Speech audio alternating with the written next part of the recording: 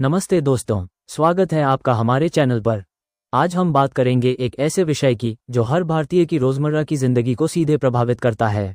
जब आप सब्जी खरीदते हैं, पेट्रोल भरवाते हैं या बच्चों की फीस चुकाते हैं, तो क्या आपने कभी सोचा कि हर साल चीजें महंगी क्यों होती जाती हैं? इसका जवाब है मुद्रास्फीति, यानी इन्फ्लेशन।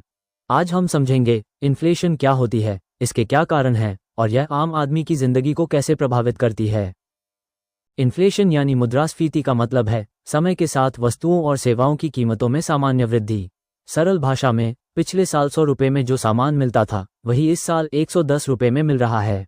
आपका पैसा वही रहा, लेकिन उसकी खरीदने की ताकत कम हो गई। इसे मापा जाता है कंज्यूमर प्राइस इंडेक्स यानी CPI से, जो रोजमर्रा की जरूरी चीजों की कीमतों पर नजर रखता है। तो इन्फ्लेशन आती क्यों है? इसके 5 मुख्य कारण हैं। पहला, जब किसी चीज की मांग बढ़ जाती है लेकिन उसकी सप्लाई कम रहती है। दूसरा, जब प्रोडक्शन की लागत बढ़ती है, जैसे कच्चा माल, मजदूरी या ऊर्जा महंगी हो। तीसरा, जब सरकार बाजार में ज्यादा पैसा छापती है और बाजार में वस्तुएं उतनी नहीं बढ़ती। चौथा, जब विदेशी मुद्रा की दरें बदलती हैं और इंपोर्ट महंगा हो जाता है।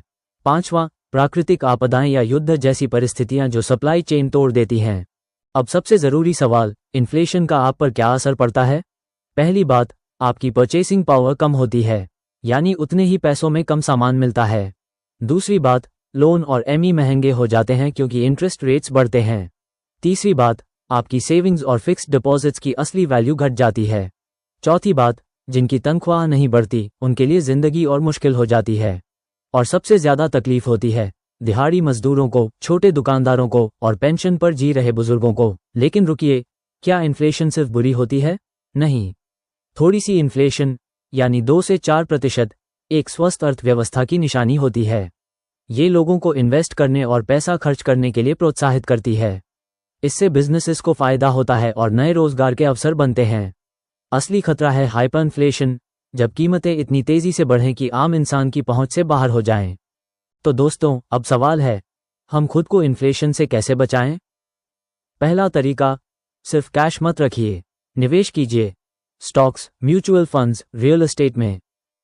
दूसरा तरीका, अपने इन्वेस्टमेंट्स को डाइवर्सिफाई कीजिए ताकि एक जगह नुकसान दूसरी जगह से कवर हो।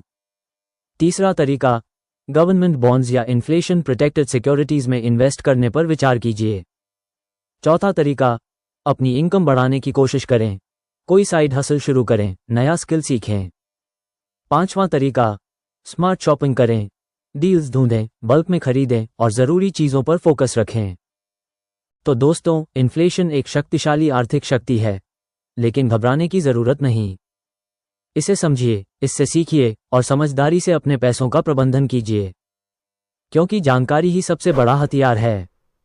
अगर यह वीडियो आपको पसंद आए तो लाइक करें, शेयर करें और सब्सक्राइब करना मत भूलें। कमेंट में बताइए, इन्फ्लेशन ने आपकी जिंदगी में क्या बदलाव किया है। तब तक के लिए धन्यवाद। जय हिंद।